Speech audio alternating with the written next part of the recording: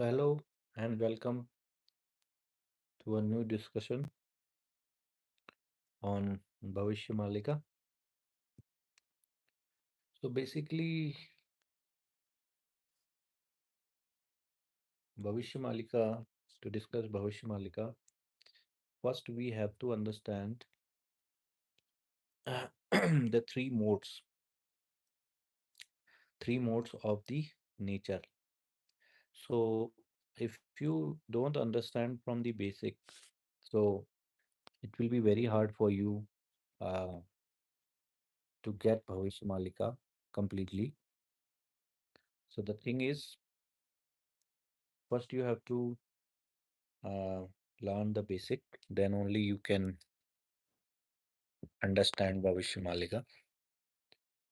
So first you have to learn the three modes of nature. So what are the three modes of nature? This is three modes of nature are very deep. So they go more deeper than this human body. So basically they are the modes which are creating impressions in your mind, the modes which are making your personality. So these are the modes, uh, or we can say these are the things which is giving you ego. These are the things which are giving you ego. And in the term of Vedic or in the term of Shastras,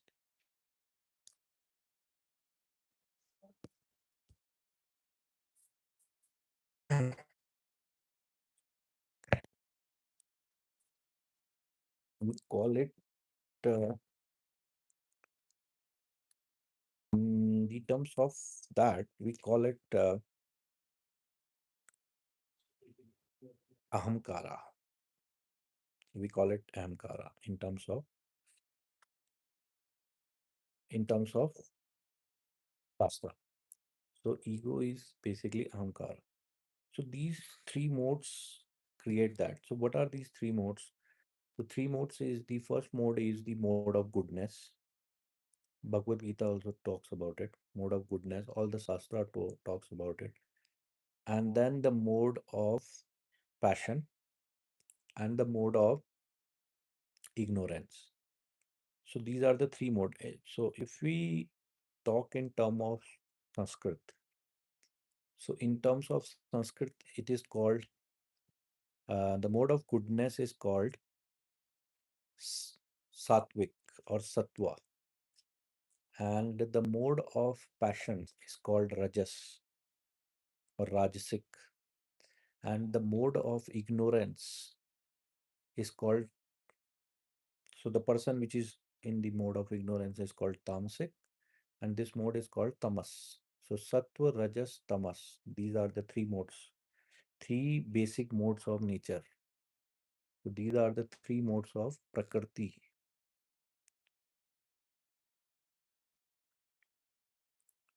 Prakriti. Okay. So now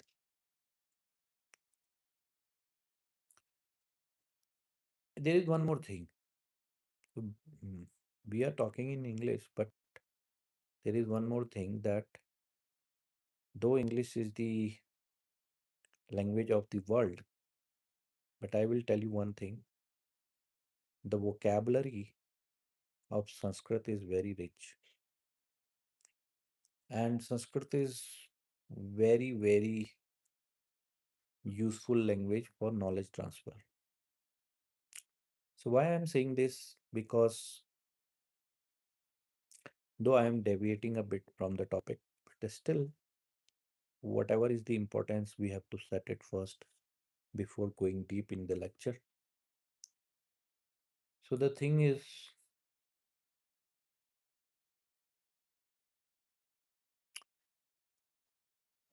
see, if you want to convey something to someone, like if you want to teach something to your student, so like the rishis want to convey the knowledge of the world or transfer the knowledge of the world to their uh, shishya or students. So this is how this knowledge was transferred majorly. The Vedic knowledge or the Shastra knowledge. So this is how it was.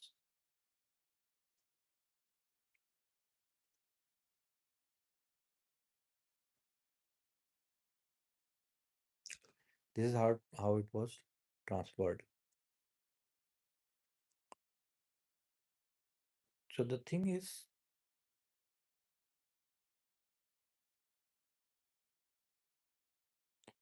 when you transfer the knowledge, you need that type of statement or that type of sentences or that type of word when the meaning of what you want to say should be conveyed um, perfectly and in minimum number of words. So that is what Sanskrit can do.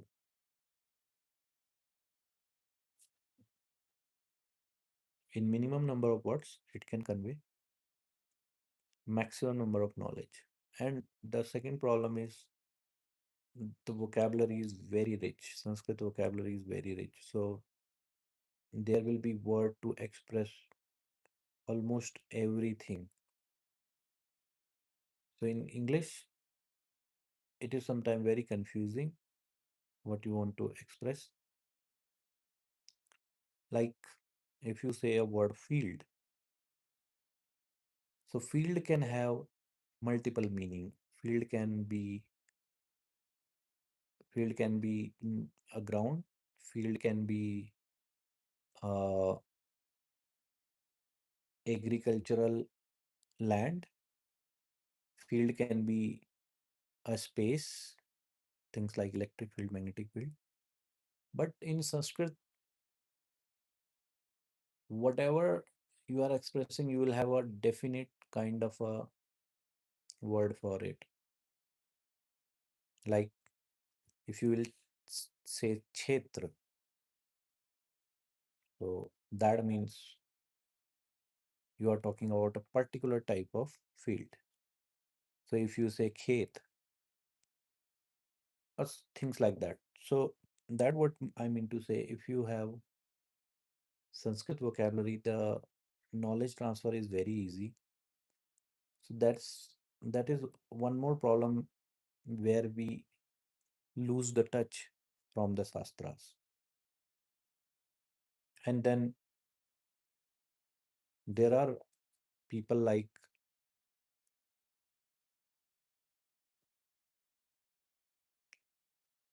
there are people like other people who get disconnected from this knowledge and then they say several things. So this is one more reason why we get disconnected from the knowledge. So this is what I mean to say. You have three modes of nature.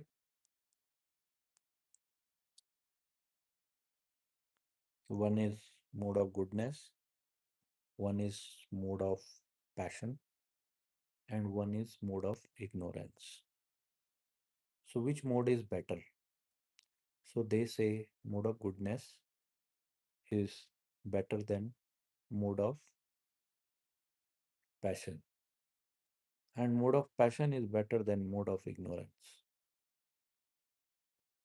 So it depends in which mode you want to fall into. So mode of goodness is the brightness, you know, the most brighted mode. And mode of passion is somewhat weaker. And mode of ignorance is like you are living in darkness. You are living in ignorance. You don't have a knowledge of anything.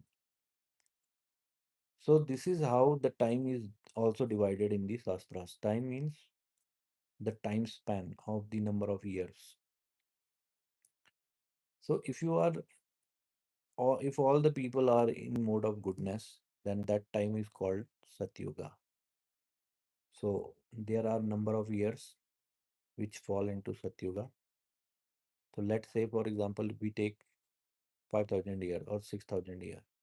So there will be a 6,000 year period when there will be all the person of the world will be in mode of goodness. This is reality, okay, which I am explaining to you. Take this in a practical manner if you want to understand Bhavishya Malika. These are the basics. So then you have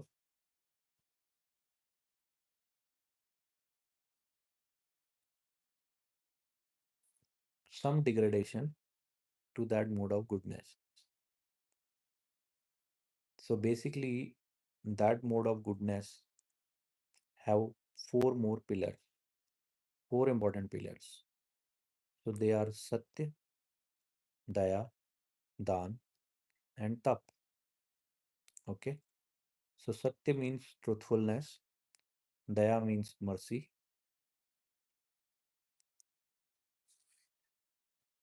Daan means philanthropy, much bigger than philanthropy actually. And that's why I'm saying there is a problem when you communicate in English, Sanskrit word in English. So more than half of the meaning is gone when you try to explain things in English. But now you will say why I am explaining things in English, because I want to reach uh, or spread this awareness to much more global audience. So that is one more thing. If you'll say I'll make video in other languages, but I only know one more language, that is Hindi. So I can make language, a Hindi language video. Yeah, so we were saying about the four pillars. So the four pillars are Daya, Satya, Daya, Dan, and Tap, right? So Satya means truthfulness, Daya means mercy, and Dan means philanthropy, and Tap is penance. Okay, so these four pillars were very prominent during Satyug, very prominent. So all the person of Satyuga were doing these four things uh, very strictly and with full focus. This was the main thing during that period of Satyuga. So what happened when 25% of these things degraded? So like out of 10 people, let's say two people started cheating and talking false things. So then Satya was degraded. Similarly, Dan was degraded. All these four pillars degraded 25%. So then a new Yuga called Treta Yuga started. Then similarly, 25% more gone in Treta Yuga. So then Dwapara started. So they say that Dwapara is a yuga when all the person were in mode of passion, mostly. So everyone was in mode of passion. So now, if you read Bhagavad Gita, so these modes are very rightly explained in Bhagavad Gita, these three modes. And they have even explained what will you eat during these uh, when you are having the feeling in these three modes. So basically, Bhagavad Gita is not saying do this, don't do this, do this, don't do this. Bhagavad Gita is only placing you in these three modes when you are doing certain things. Like if you are eating that thing, so Bhagavad Gita will say you are in mode of this. It is not saying don't do this or don't do this. It is saying whatever you are doing, you are get your result accordingly. So understand this clearly, because then people propagate false things. People means one example is coming to my mind, who is people propagating false claims about Shastras and Dharma. So people like Mr. Stalin from Tamil Nadu. He says things, very derogatory things about Sanatan Dharma and about the scriptures. But first, you have to read the context and get the meaning, how great things are, how great philosophy is. So, Ved Vyas ji was incarnation of God himself, and he was the god of philosophers. So, if you want to read philosopher like Aristotle and Socrates, so he was much bigger than these philosophers. He is like the perfection of philosophy. And then all these words came from the mouth of Krishna. He was the incarnation. The Bhagavad Gita came from Krishna. So keep that also in mind.